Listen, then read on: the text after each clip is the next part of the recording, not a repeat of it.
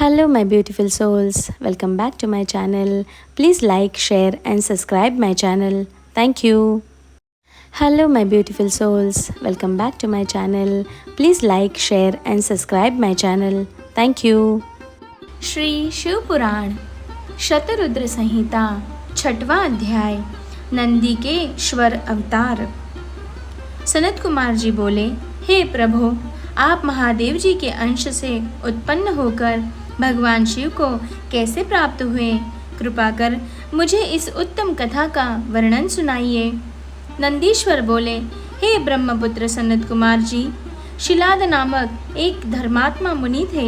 एक बार जलपुत्र की कामना से शिलादी ऋषि इंद्र की तपस्या और उनका ध्यान करने लगे।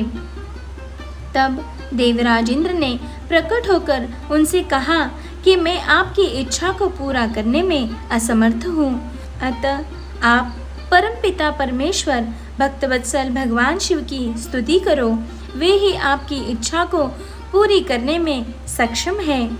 यह सुनकर शिलाद प्रसन्न होकर पूर्ण भक्ति भावना और श्रद्धापूर्वक देवादिदेव भगवान शिव की तपस्या करने लगा।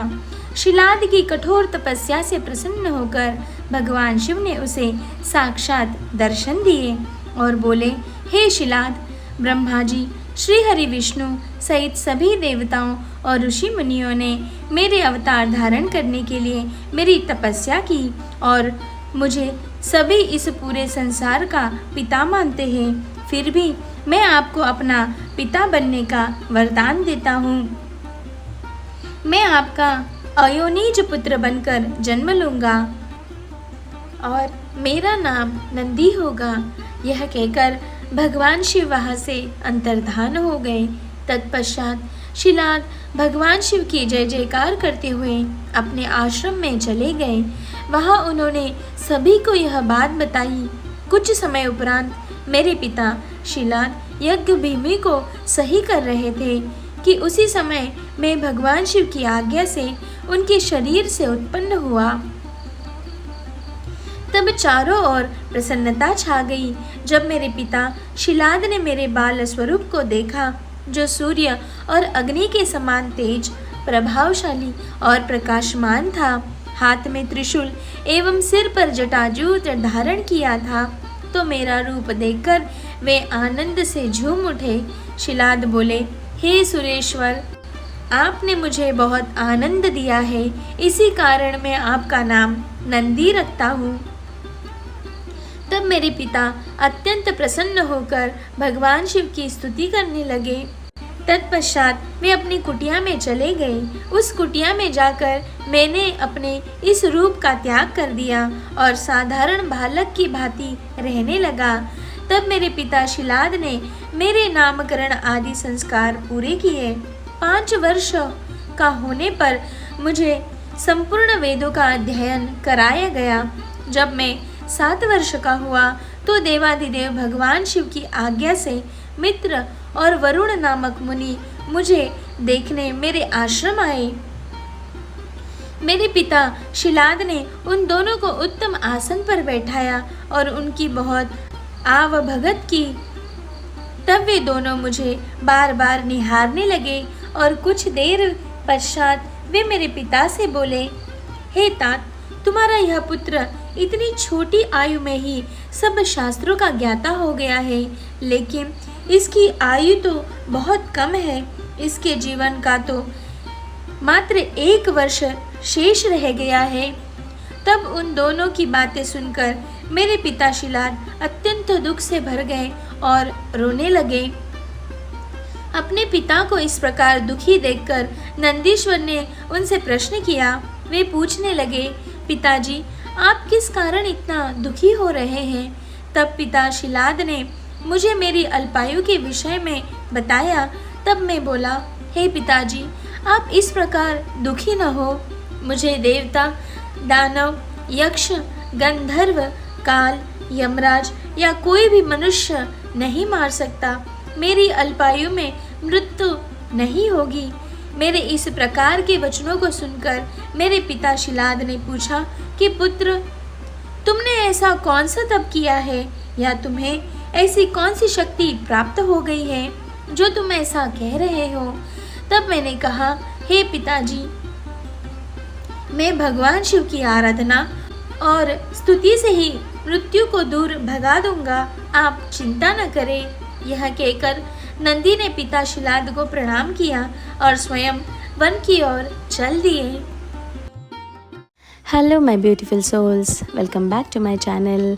Please like, share and subscribe my channel. Thank you. Shri Shiv पुराण शतरुद्र संहिता 7वां अध्याय। नंदी को वर प्राप्ति और विवाह वर्णन। नंदीश्वर बोले, हे महामुने, मैंने वन में जाकर घोर तपस्या करनी शुरू कर दी। मैं स्वच्छ मन और श्रद्धा भाव से भगवान शिव के 3 नेत्र, 10 भुजा तथा 5 मुख वाले रूप का ध्यान करते हुए मंत्र का जाप करने लगा। मेरी दुष्कर तपस्या से अभिभूत होकर भगवान शिव प्रसन्न हो गए। तब भगवान शिव ने देवी पार्वती सहित मुझे दर्शन दिए। भगवान शिव बोले, हे शिलाद पुत्र नंदी, मैं तुम्हारी इस तपस्या से बहुत प्रसन्न हुआ हूँ। तुम जो चाहो मनवांछित वर मांग सकते हो। तुम्हारी इच्छा मैं अवश्य पूरी करूँगा। देवादिदेव भगवान शिव के ये उत्तम वचन सुनकर मैं उनके चरणों में गिर पड़ा और पुनः उनकी स्तुति करने लगा। तब भगवान शिव ने अपने हाथों से मुझे ऊपर उठाया और बोले, हे वत्स नंदी, मेरे होते हुए भला तुम्हें मृत्यु का भय कैसा? तुम अजर अमर हो और सदा मेरे गणनायक बनकर रहोगे। मेरा प्रेम तुम पर सदा बना रहेगा और तुम मृत्यु को भी कभी प्राप्त नहीं होगे। तुम्हारे घर पधारे वे दोनों मुनि मैंने ही भेजे थे। अंत अब तुम अपने शोक और चिंताओं को त्याग दो। यह कहकर भगवान शिव ने कमल के फूलों की माला अपने गले में से उतारकर मेरे गले में डाल दी। माला मेरे गले में पड़ते ही मेरे 3 नेत्र और 10 भुजाएं हो गई। तत्पश्चात भगवान शिव मुझसे बोले कि तुम और क्या चाहते हो? मैंने कहा, प्रभु, मैं आपकी सवारी बनना चाहता हूँ। तब महादेव शिवजी ने अपनी जटाओं से हार के समान निर्मल जल मुझ पर छिड़का कर कहा कि नंदी हो जाओ। तब उन परमेश्वर शिव की जटा से जटोरक, त्रिस्तोता, वृषभ ध्वनि, स्मणिदका और जम्बू नदियाँ बह निकली। ये 5 नदियाँ पंचम नाम से जप्तेश्वर नामक स्थान के पास बह रही हैं। जो मनुष्य इन पंचनद नामक नदियों पर जाकर प्रसन्न मन से भगवान शिव की उपासना करता है, उसे परम मोक्ष की प्राप्ति होती है। उसकी सभी कामनाएं भगवान शिव अवश्य ही पूरी करते हैं। भगवान शिव ने देवी पार्वती से कहा कि देवी, मैं नंदी को अपने गणों का अधिपति बनाना चाहता हूँ। शिवजी के वचन सुनकर देवी पार्वती बोली, प्रभु, मैं नंदी को अपना पुत्र मानती हूँ।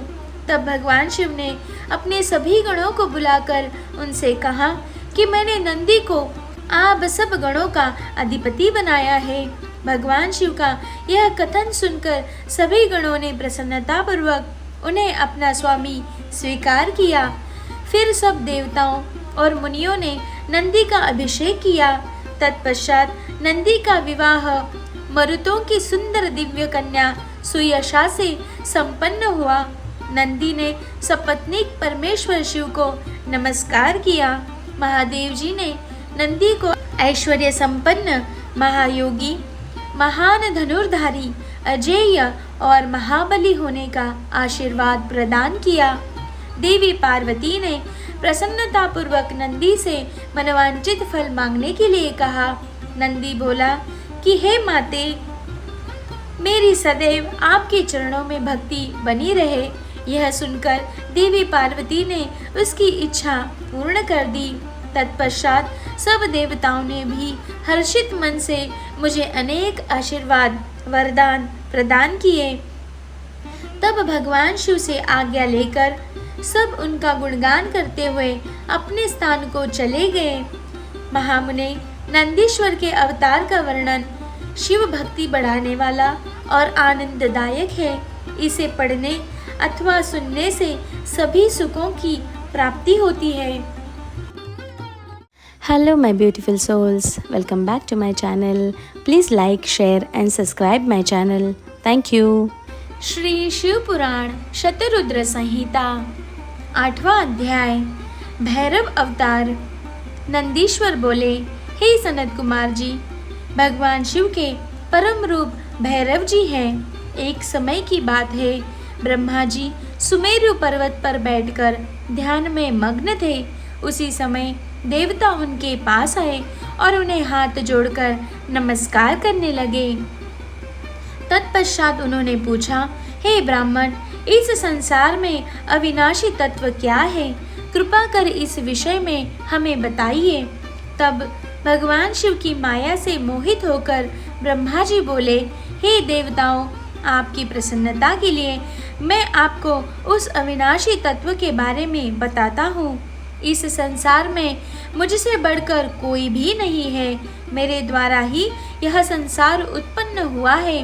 मैं ही स्वयंभू हूँ, अज, ईश्वर, अनादि, भोक्ता, ब्रह्मा और निरंजन आत्मा हूँ।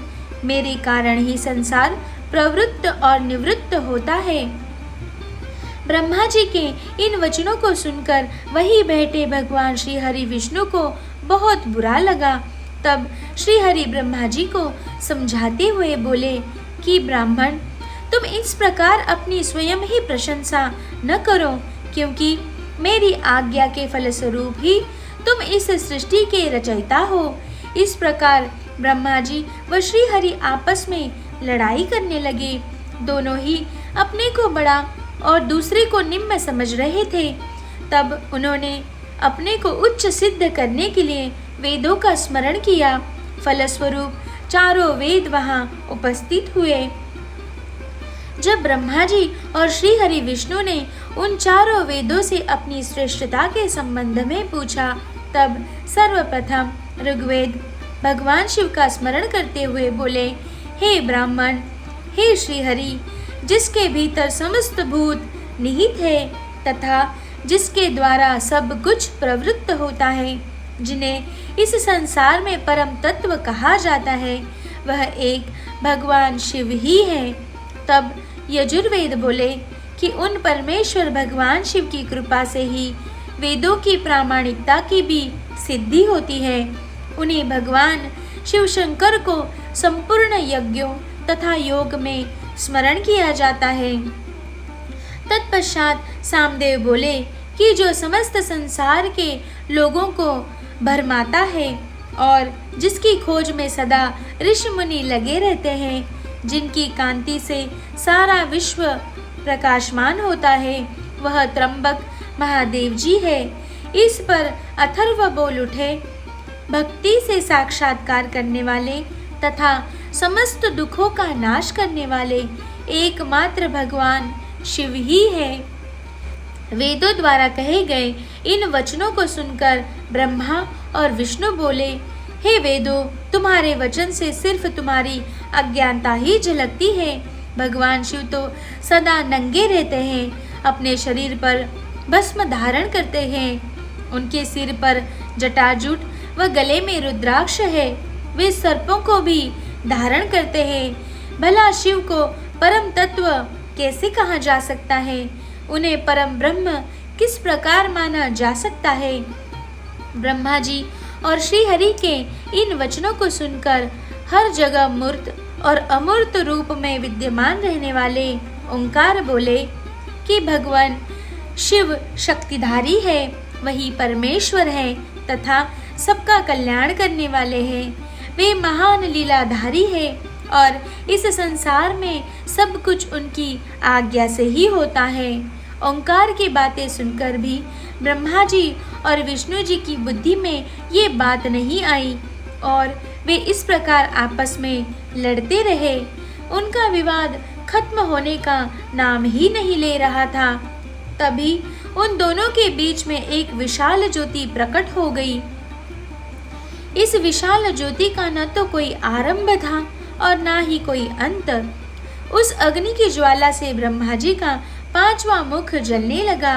उसी समय कल्याणकारी शिव वहां प्रकट हो गए। ब्रह्मा जी शिव जी से बोले, हे पुत्र, तुम मेरी शरण में आ जाओ, मैं तुम्हारी रक्षा करूंगा। तुम मेरे सिर से ही प्रकट हुए हो। तुमने प्रकट होकर रोना आरंभ कर दिया था, इसी कारण मैंने तुम्हारा नाम रुद्र रखा था। ब्रह्मा जी के इस प्रकार के वचनों को सुनकर सर्वेश्वर भगवान शिव को भी क्रोध आ गया। उनके क्रोध से तात्काल ही एक पुरुष उत्पन्न हो गया। उनका नाम भैरव था। भगवान शिव ने उस पुरुष को आदेश देते हुए कहा, हे कालराज, तुम साक्षात काल के समान हो, इसीलिए आज से तुम जगत में काल भैरव के नाम से विख्यात होगे। तुम ब्रह्मा पर शासन करो और उनके गर्व को नष्ट करो तथा इस संसार का पालन करो। आज से मैं तुम्हें काशीपुरी का आधिपत्य प्रदान करता हूँ। वहाँ के पापियों को दंड देना तुम्हारा ही कार्य होगा। वहाँ के मनुष्य द्वारा किए गए अच्छे बुरे कर्मों का लेखा चित्रगुप्त स्वयं लिखेंगे। भगवान शिव के इस आदेश को काल भैरव ने प्रसन्नतापूर्वक ग्रहण किया। तत्पश्चात उन्होंने अपनी बाईं उंगली के अग्रभाग से ब्रह्मा जी का 5वां सिर काट दिया। यह देखकर ब्रह्मा जी भयभीत होकर शतरुद्रीय का पाठ करने लगे। भगवान शिव की कृपा से दोनों के बीच का विवाद तुरंत समाप्त हो गया। उन्हें शिवजी का अपमान करने पर अत्यंत पछतावा होने लगा। भगवान शिव भक्त वत्सल है और अपने भक्तों का सदैव कल्याण करते हैं। उन्होंने ब्रह्मा जी और विष्णु को भी क्षमा करके उन्हें अभय प्रदान किया। तत्पश्चात भगवान शिव ने काल भैरव को आज्ञा प्रदान की कि वे सदा ब्रह्मा और विष्णु का आदर करें और पापियों को दंड प्रदान करें। Hello my beautiful souls, welcome back to my channel. Please like, share and subscribe my channel. Thank you. Shri Shiv पुराण शतरुद्र संहिता 9वां अध्याय। भैरव जी का अभिवादन। नंदीश्वर बोले, हे सनत कुमार जी, भगवान शिव का आशीर्वाद पाकर भैरव जी काल के भी काल हुए। उन्होंने अपने प्रभु भगवान शिव की आज्ञा से कापालित व्रत को धारण किया। काल भैरव हाथ में कपाल लेकर काशी नगरी की ओर चल दिए, परंतु ब्रह्म हत्या नामक कन्या उनके पीछे लग गई। एक दिन जब काल भैरव कापालिक वेश धारण करके भगवान नारायण के स्थान पर गए, तब त्रिनेत्रधारी भगवान शिव के भैरव रूप को आता हुआ देखकर सब देवताओं और ऋषि मुनियों ने हाथ जोड़कर उन्हें प्रणाम किया और उनकी स्तुति करने लगे।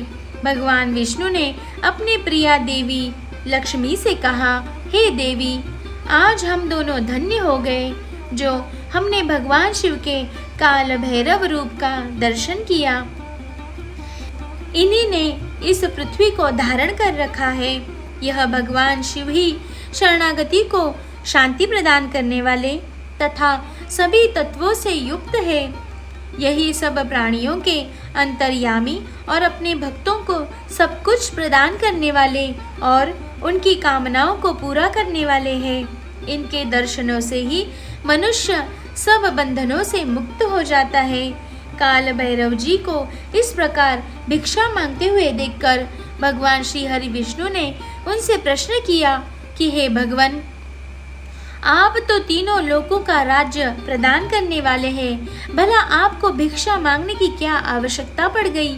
तब विष्णु जी के इस प्रकार के वचनों को सुनकर काल भैरव जी बोले, हे नारायण, मैंने ब्रह्मा जी के 5वें सिर को काट दिया था, इसीलिए अपने द्वारा किए गए पाप का पश्चाताप करने हेतु मैं यह कर रहा हूँ। तब काल भैरव के इन वचनों को सुनकर भगवान विष्णु बोले, हे भैरव, आप तो समस्त दुखों का नाश करने वाले विघ्नहर्ता है। आप सदा ही लीलाएं करते रहते हैं। तब देवी ने भिक्षा के रूप में मनोरथी नाम की विद्या भैरव जी के भिक्षा पात्र में डाल दी। भिक्षा प्राप्त करके भैरव जी अन्य स्थान की ओर चल पड़े। तभी विष्णु जी ने भैरव जी के पीछे आती हुई ब्रह्म हत्या को देखा और उनसे कहा कि वह शिव जी का पीछा छोड़ दे, परंतु ब्रह्म हत्या ने कहा कि इस बहाने ही मैं शिव जी की सेवा करती रहूं। यह कहकर ब्रह्म हत्या फिर भैरव जी का पीछा करते हुए काशी नगरी के समीप आ गई।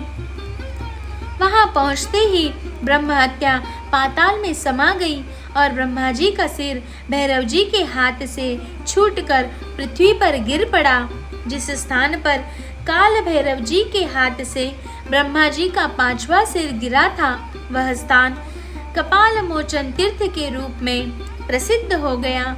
जब तक भैरव जी पूरी पृथ्वी का भ्रमण करके काशी नहीं पहुँचे, उनके हाथ में ब्रह्मा जी का सिर चिपका रहा और काशी पहुँचते ही वह छूट गया। इसीलिए काशी नगरी को पापनाशिनी माना जाता है और यह सत्पुरुषों द्वारा सदा सेवनीय है। जो मनुष्य शुद्ध हृदय से कपाल मोचन भैरव जी का स्मरण करता है, उसके जन्म जन्मांतरों के पाप नष्ट हो जाते हैं। कपाल मोचन तीर्थ में जाकर विधि पूर्वक पिंडदान और देव पितृ तर्पण करने से मनुष्य ब्रह्म हत्या के पाप से भी छुटकारा पा लेता है। प्रतिदिन भैरव जी का दर्शन करने से मनुष्य के समस्त पापों का नाश होता है। काशी में रहने वाला जो पुरुष कृष्णाष्टमी के दिन या मंगलवार को भैरव जी के दर्शन करता है, उसके सभी पाप नष्ट हो जाते हैं। Hello my beautiful souls, welcome back to my channel. Please like, share and subscribe my channel. Thank you. Shri Shiv पुराण शतरुद्र संहिता 10वां अध्याय नृसिंह लीला वर्णन। नंदीश्वर बोले, हे प्रभो, शार्दुल नामक भगवान शिव के अवतार के बारे में मैं तुम्हें बताता हूँ। कल्याणकारी भगवान शिव ने एक बार अग्नि के समान जलते हुए शरभ रूप को भी धारण किया था। वैसे तो भगवान शिव अपने भक्तों की रक्षा करने और उनका कल्याण करने हेतु अनेक अवतार धारण करते हैं, जिनकी गणना करना असंभव है। एक बार अपने द्वारपालों जय विजय को दिए गए शाप के कारण वे दोनों दितिपुत्र कश्यप जी के पुत्रों के रूप में उत्पन्न हुए। पहला पुत्र हिरण्यकश्यपु और दूसरा हिरण्यक्ष के रूप में विख्यात हुआ। इन दोनों ने घोर तपस्या करके ब्रह्मा जी से वरदान प्राप्त कर लिया और पूरे संसार में उपद्रव करना आरंभ किया। वे किसी से डरते नहीं थे और ऋषि मुनि और देवताओं के शत्रु बनकर उन्हें सदैव नुकसान पहुंचाते थे। उन्होंने शोणित नगर को अपनी राजधानी बनाया था और तीनों लोगों पर विजय का लक्ष्य बनाकर निरंतर युद्ध में लगे हुए थे। वे बहुत पापी और दुराचारी हो गए थे। इस प्रकार उनके पाप दिन प्रतिदिन बढ़ते ही जा रहे थे। तब ब्रह्मा जी व सब देवताओं ने भगवान श्री हरि विष्णु से प्रार्थना की कि वे उन्हें हिरण्यकश्यपु के अत्याचारों से मुक्त कराएं। हिरण्यकश्यपु ने अपने पुत्र प्रहलाद को भी मारने का प्रयत्न किया, क्योंकि प्रहलाद भगवान शिव का परम भक्त था और अपने पिता हिरण्यकश्यपु को भी सदा विष्णु जी की शरण में जाने की सलाह देता था। जबकि हिरण्यकश्यपु अपने आगे किसी को कुछ भी नहीं समझता था। वह स्वयं को भगवान मानता था और अपनी प्रजा से अपनी पूजा करने के लिए कहता था। एक दिन हिरण्यकश्यपु ने प्रहलाद को मार डालने के लिए उसे एक विशाल खंबे पर बांध दिया। भक्तवत्सल भगवान अपने भक्तों को कष्ट में देखकर सदा ही उनके रक्षा करने के लिए आते हैं। भगवान विष्णु ने नृसिंह रूप धारण किया, जो कि आधा मनुष्य का था और आधा सिंह का, और उसी खंबे को फाड़कर प्रकट हो गए। उन्होंने देखते ही देखते युद्ध करने आए सभी दैत्यों का संहार कर दिया। तत्पश्चात हिरण्यकश्यपु को अपनी गोद में लिटाकर अपने नाखूनों से उसका शरीर फाड़ दिया। हिरण्यकश्यपु के मरते ही सब देवता आनंदित हो उठे, परंतु जब नृसिंह रूप धारण किए हुए भगवान विष्णु का क्रोध शांत नहीं हुआ तो सभी चिंतित हो गए। तब अपने आराध्य भगवान विष्णु का क्रोध शांत करने के लिए उनके भक्त प्रहलाद ने उनकी स्तुति की। प्रहलाद की स्तुति से प्रसन्न होकर विष्णु जी ने उन्हें गले से लगा लिया, परंतु फिर भी उनके क्रोध की ज्वाला शांत नहीं हुई। तब सब देवता भक्तवत्सल कल्याणकारी भगवान शिव की शरण में गए और उनसे विष्णु के क्रोध को शांत करने की प्रार्थना करने लगे। उनकी प्रार्थना सुनकर सर्वेश्वर शिव ने उन्हें कहा, हे देवताओं, आप लोग चिंता का त्याग करके अपने अपने धाम को जाइए। मैं भगवान श्री हरि विष्णु को अवश्य शांत करूँगा। तब देवता प्रसन्न पूर्वक अपने अपने धाम को चले गए।